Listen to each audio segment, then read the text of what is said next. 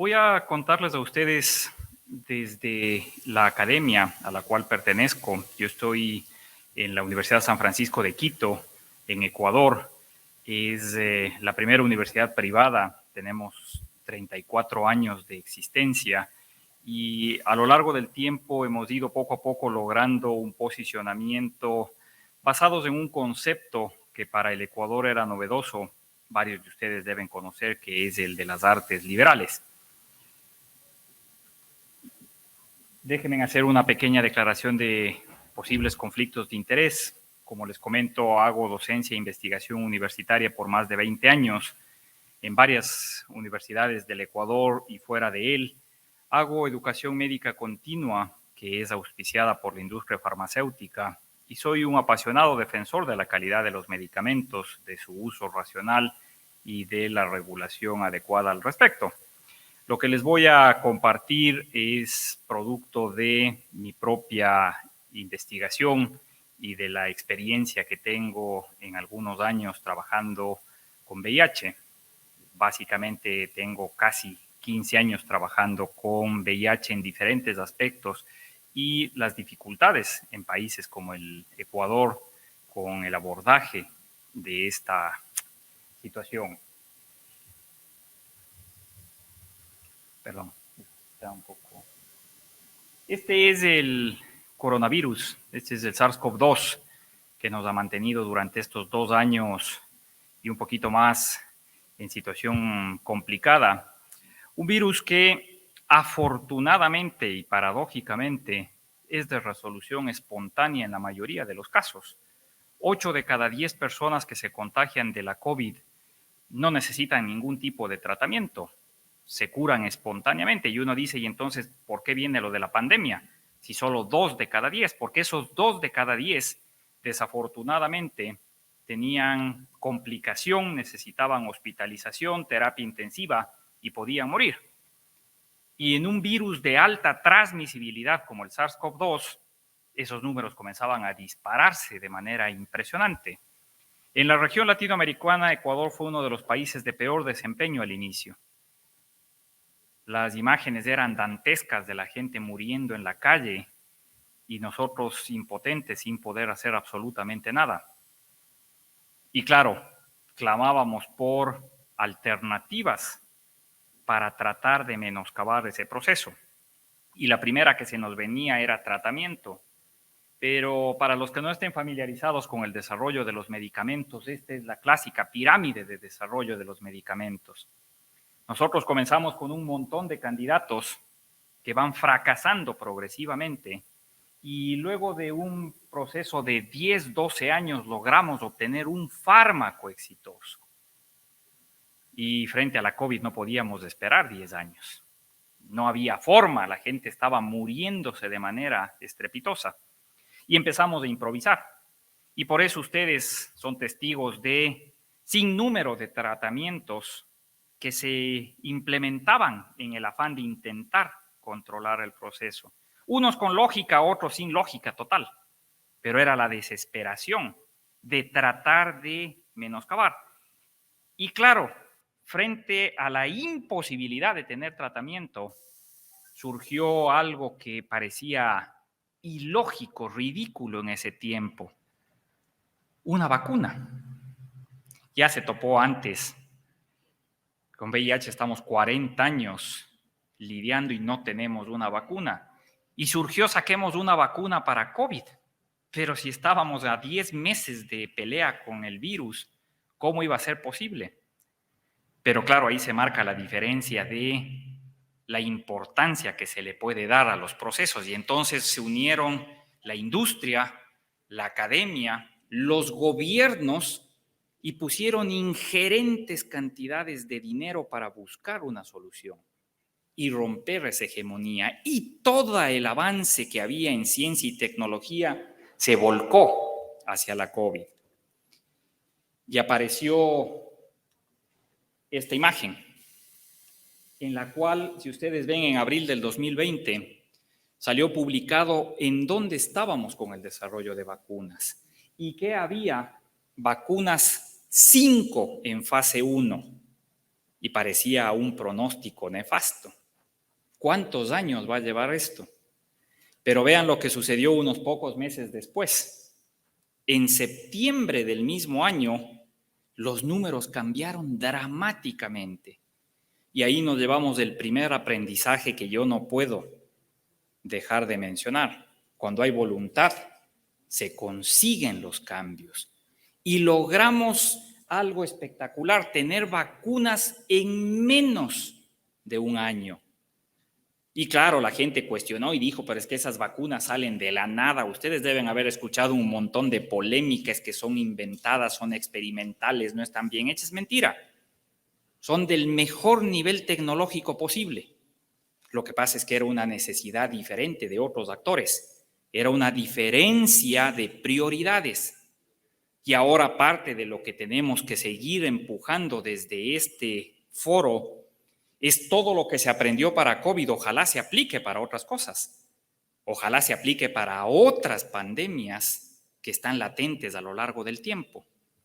Y les puse en el panel inferior algo que a mí siempre me duele en el alma, lo poco que nosotros representamos en ciencia y tecnología en este tipo de cosas. Sudamérica prácticamente no participó ni siquiera en la prueba de las vacunas. Ni para eso nos tomaron en consideración, pese a que teníamos una de las casuísticas más altas. Todo se manejó en Norteamérica, Europa y Asia. Y se logró ese anhelado objetivo, vacunas. Vacunas, aparecieron primero las vacunas de ácidos nucleicos, que no se lograba entender bien el concepto y que hoy quizás son una de las esperanzas más prometedoras en términos de vacuna para VIH. Aparecieron vacunas de vectores, una modificación de las anteriores, menos sofisticada.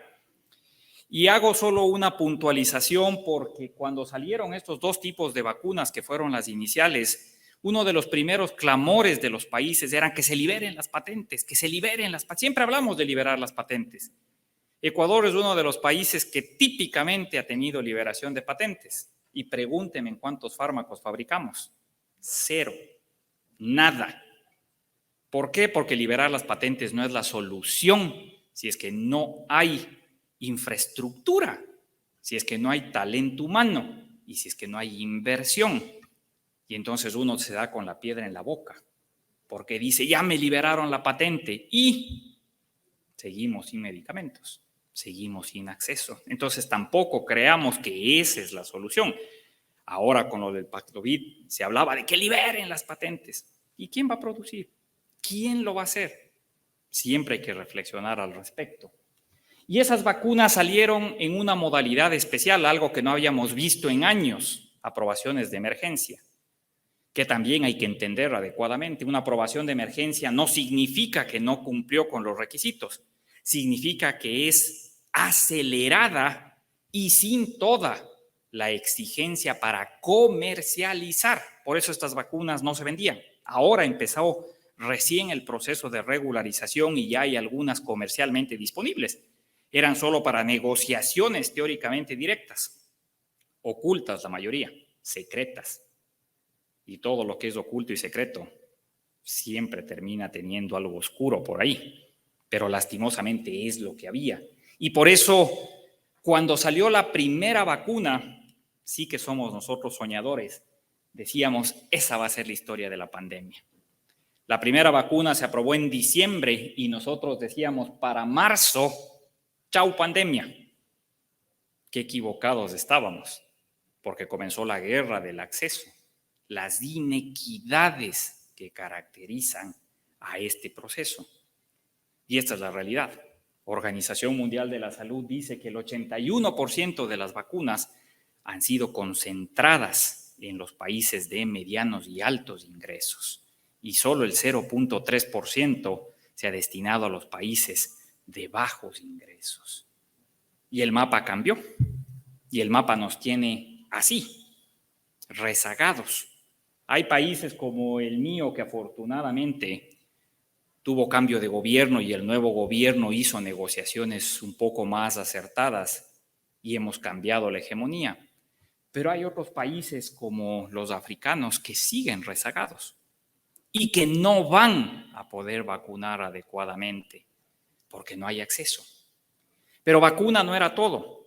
Vacuna era una de las estrategias. Nosotros en la universidad hicimos un modelaje matemático entre las múltiples cosas, porque no trabajábamos, nadie trabajaba en COVID, pero a todos nos tocó volcarnos a COVID. Hubo una covidización de la ciencia y nos tocó aportar desde donde podíamos. Nosotros hicimos un modelo matemático en el que le decíamos al gobierno que después de 4 meses que nos tuvieron encerrados en casa todos, dramático proceso, terrible en pleno siglo XXI, había que vacunar a todo el mundo. Y si se vacunaba al 55% de la población, después del proceso se superaba la pandemia. No nos hicieron caso, obviamente. ¿Por qué no nos hicieron caso? Porque no había vacunas, no había vacunas. Esta fue la estrategia OPS para, teóricamente, abastecer vacunas. Todos ustedes deben haber escuchado sobre el programa COVAX, que no tuvo eco, no tuvo apoyo, no tuvo viabilidad. Si un organismo creo que le quedó debiendo a todos durante la pandemia fue la OMS y por supuesto la OPS, con el respeto que se merezcan, pero no le atinaron una en la pandemia. Declararon tarde, reaccionaron tarde y se equivocaron una y otra vez. Pero es lo que tenemos. Y hasta ahora el proceso de distribución de vacunas por la estrategia COVAX no ha sido el ideal. Parecería ilógico que COVAX centralice las vacunas en los países que más recursos tienen y que deje abandonados a los que menos tenían. Aquí les pongo 2 imágenes, una antigua de cómo estábamos el año pasado tratando de llegar a la primera dosis vacunal. Y esta imagen es del día de ayer, creo, de 2 dosis al menos vacunales. Y vean ustedes cómo Sudamérica está cerca de un 85% entre primeras y segundas dosis. El mundo está en cerca del 60%, pero tenemos países en la región que están por debajo, en la región. No hay que irse a África. En Latinoamérica todavía tenemos índices de vacunación muy bajos. Por eso no podemos descuidarnos porque cualquier rato esto puede generar otra problemática. Nosotros desde la universidad instauramos todo tipo de proceso tendiente a convencer no solo sobre la importancia de la vacunación, sino la priorización de la vacunación, la motivación de la vacunación. Nosotros hemos hecho un sinnúmero de estudios, un sinnúmero de aproximaciones. Hemos tratado de apoyar desde todas las aristas posibles. El Ecuador es el país que tiene la tasa más baja de diagnóstico, porque el Estado no tiene capacidad. Cuando se declaró la pandemia, nosotros fuimos a las autoridades y les dijimos, déjese ayudar por la universidad. En todas las universidades del Ecuador hay laboratorios que tienen capacidad de biología molecular, que podemos montar la técnica. Y la representante de OPS en el Ecuador dijo, no, doctor, gracias. Es que a la universidad no le creemos. Y necios seguimos, pero es que nosotros vamos a hacer, nosotros podemos.